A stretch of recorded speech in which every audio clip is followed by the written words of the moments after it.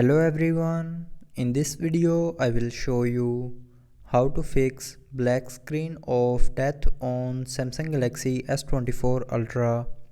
So before starting the video, don't forget to subscribe the channel and also press the bell icon. So to fix this issue, force restart your mobile. So to force restart, press and hold the volume down button and power button for 10 seconds.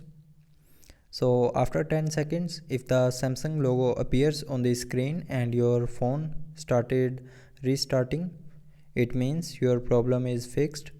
But if it doesn't fix your problem, then connect your charger for 10 minutes, and after 10 minutes press and hold the volume down button and power button again for 10 seconds.